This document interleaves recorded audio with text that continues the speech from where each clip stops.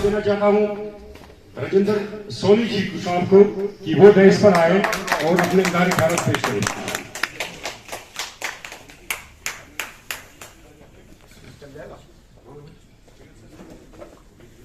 सबको नमस्कार। आज बड़ा अच्छा दिन है। पाकिस्तान का बॉर्डर इधर है और हिंदुस्तान का बॉर्डर ये है। बड़ी हमारे दिल में है ये तमन्ना थी भाई हम कभी कश्मीर के अंदर जाएंगे और पाकिस्तान का बॉर्डर भी देखेंगे और हिंदुस्तान के अंदर, और जो आप लोगों ने प्यार दिया हमें, ये 7 जन्म तक हम नहीं भूल पाएंगे।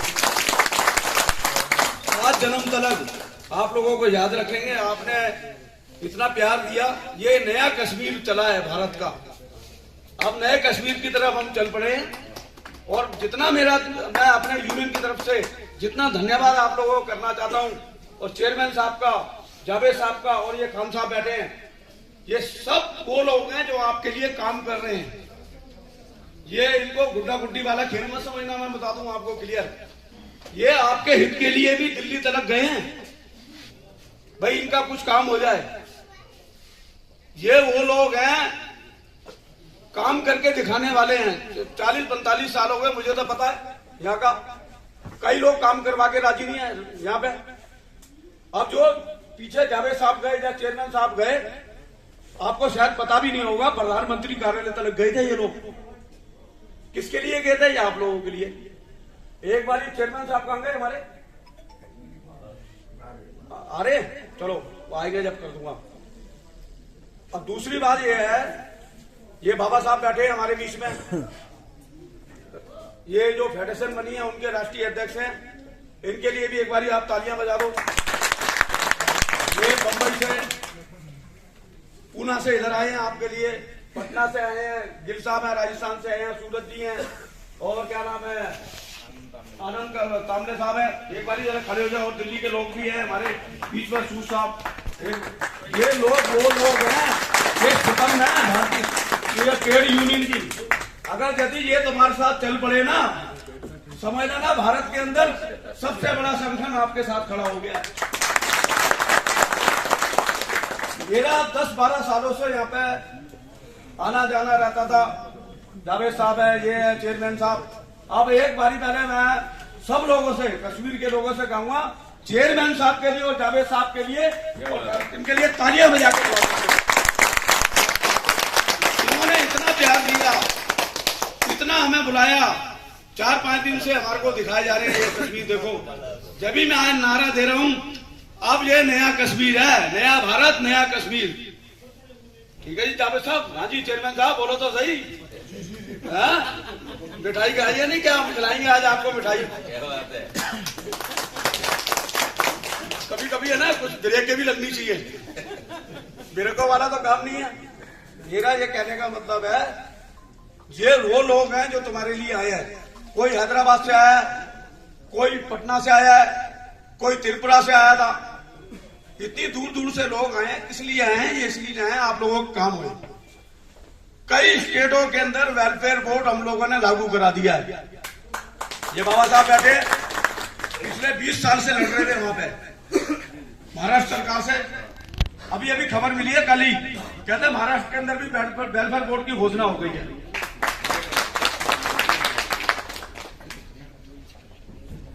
वेलफेयर बोर्ड की घोषणा हो गई है। उसके बाद कई स्टेटों में हम काम करवाने के लिए निकल गए और होगा ये काम। बाकी की बात ये आती है जो जो समस्याएं यहाँ पे उठ रही हैं। कोई कह रहा, अभी चेयरमैन साहब ने बताया, मैं भूल गया हूँ, इनका भी धन्यवाद कर दो। जो हमारे परिवहन अधिकारी हैं, आरटीओ साहब, इनका भी जबरदस्त आप भी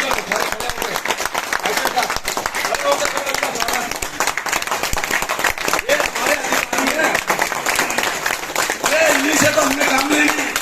अगर हम इनका अभिनंदन नहीं करेंगे तो क्या जाएंगे, इनसे लेके जाएंगे।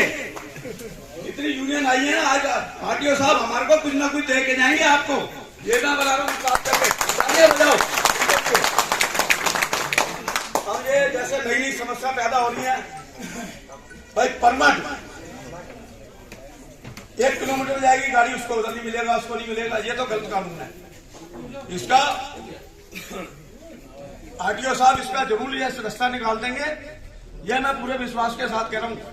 जम्मू कश्मीर एक है, भारत का झंडा एक है, दो झंडे नहीं है जो पहले चलते थे। एक झंडा, एक कानून, एक देश। तालियां बजा जरा। एक झंडा, एक कानून, एक देश।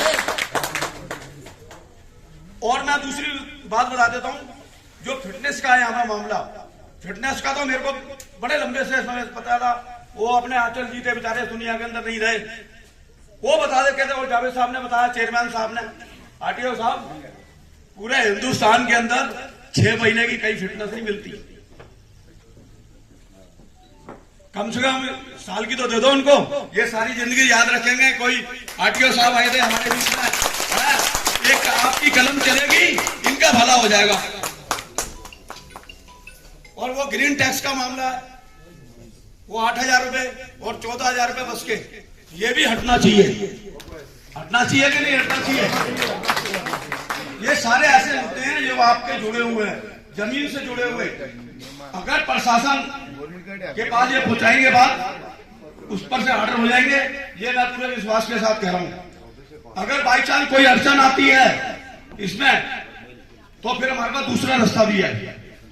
अभी मैं बता देता हूं, इनको पता, आरटीओ साहब को मैं जानकारी दे दूं। दिल्ली के अंदर ये जावेद साहब आए, चेयरमैन साहब आए, इनकी गाड़ियां फिटनेस नहीं हो रही थी।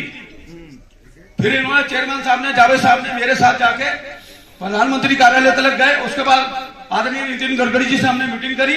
उसके बाद फोन हुए वहां आपके कार्यालय के अंदर, जो ट्रांसपोर्ट कमिश्नर है हमारे, उनको फोन करा गया। मगर दुर्भाग्य वाली बात यह है, जो सेंटर के आदेश होते हैं, यहाँ का प्रशासन उसको लागू नहीं करता। ये इस बात को हम कह रहे हैं, और हमें भी पता चल गया। ये 4-5 दिन से हम घूम रहे, और मेरे को यहाँ पे भारतीय मजदूर संघ, देश की सबसे बड़ी सेंट्रल ट्रेड यूनियन, वर्ल्ड की मजदूरों का संगठन, मेरे को यहाँ पे उन्होंने जिम्मेदारी दी है। क्या नाम है, प्रभारी के नाते से मैं आप लोगों की काम जो देखूंगा, यहाँ से होंगे तो यहाँ से कराएंगे। अगर यहाँ से नहीं होता, हम दिल्ली से बैठ के बाबा साहब और हम दोनों मिलकर कराएंगे काम आपके। किसी बात से चिंता करने की जरूरत नहीं है आप लोगों को। हम लोग आपको गले लगा के चलेंगे, गले लगा के चलेंगे और चलते रहेंगे। ये बात अपने दिमाग में डाल देना। ये कोई छोटे मोटा संगठन नहीं है, ये वर्ल्ड का सबसे बड़ा संगठन है, भारतीय मजदूर संघ का। और बाबा साहब भी 4-5 संगठन चला रहे हैं अपने महाराष्ट्र के अंदर। ये वो लोग हैं जो मजदूरों के हक में काम करने वाले, ट्रांसपोर्टरों के हक में काम करने वाले। अभी की एक नई बात बताता हूं, हुआ क्या, सुप्रीम कोर्ट मोटरसाइकिलें चलती है गैर कानूनी तौर से, बाबा साहब और आनंद साहब ने केस डाल दिया बंबई हाईकोर्ट के अंदर, वहां से जीते। ये गैर कानूनी तौर से, बड़े बड़े पैसे वाले लोग थे वो। एक वकील की फीस थी 10 लाख 15 लाख रुपए, सुप्रीम कोर्ट आ गए वो। मगर क्या है, जहां गरीबों का मसला आएगा ना, सुप्रीम कोर्ट ने भी इनको न्याय दिया, बाबा साहब को और आनंद जी को। वो क्या हुआ, तत्काल लागू हो गई गैर कानूनी तौर से मोटर व्हीकल कानून 1988 के अंदर प्राइवेट गाड़ियां नहीं चल सकती, नॉन ट्रांसपोर्ट सुप्रीम कोर्ट के ऑर्डर आ गए। उसके बाद हमने दिल्ली के अंदर भी बंद करवा दी वो ऑर्डर दिखा के सुप्रीम कोर्ट के अंदर। अब यहाँ क्या है, कई चीजें हमारे को पता चली है। प्राइवेट गाड़ियां भी बहुत सारी यहाँ चल रही हैं, प्राइवेट गाड़ियां टक्केमारी में चल रही हैं। अगर ये प्राइवेट गाड़ियां बंद होंगी तो हमारे लोगों का रोजगार बनेगा, काम चलेगा। स्टैंड नहीं है, टैक्सी स्टैंड, कोई रहन बसेरे नहीं है इनके। भाई 24 घंटे आप लोग गाड़ियां चलाते हो पूरे देश भर के अंदर, आप लेके जाते हो दूध, दवाइयां, यात्री परमिट वाली गाड़ियां, तमाम तरीके का ट्रांसपोर्ट है। एक और मैं बता देता हूं आरटीओ साहब, पूरे भारत का अगर आंकड़ा निकालोगे आप, मैं ये मानता हूं पूरे भारतवर्ष के अंदर अगर सबसे बड़ा उद्योग ट्रांसपोर्ट है तो ये घाटा है। इसमें कम से कम 35 से 40 लाख ऐसे होंगे महाराष्ट्र के अंदर ही जो ऑटो होंगे। और अगर आप आंकड़ा निकालोगे पूरे देश भर का, पता नहीं कितना समुद्र निकलेगा। ये रेलवे के अंदर 14 लाख कर्मचारी काम करते हैं। 4 किस्म का ट्रांसपोर्ट है, सबसे बड़ा ट्रांसपोर्ट हमारा है। और हमने सरकार को अरबों रुपए दिया है, चाहे वो परमिट फीस होए, चाहे वो टैक्स होए, रोड टैक्स होए, फिटनेस के पैसे होए। मगर दुर्भाग्य वाली बात है, वो चाहे किसी भी राजनीतिक पार्टी की सरकार है, आज जो सत्ता में है नहीं है, इनकी तरफ किसी ने ध्यान नहीं दिया। अरे हम आपसे कुछ मांग रहे थोड़ी ना, हम तो ये मांग रहे हैं इनका वेलफेयर रिपोर्ट दे दो। जब आप तमाम तरीके के मजदूरों को दे रहे हो, ESI कार्ड दे दो, इनको भी दे दो। और हम आपसे यही निवेदन करेंगे सारी यूनियन की तरफ से, आप कम से कम ये जो मैंने बातें बताई हैं आपको, आपके हाथ से भला होगा, ये सारी जिंदगी याद रखेंगे चेयरमैन साहब और जावेद साहब, भाई कुछ करके गए ITO साहब। धन्यवाद।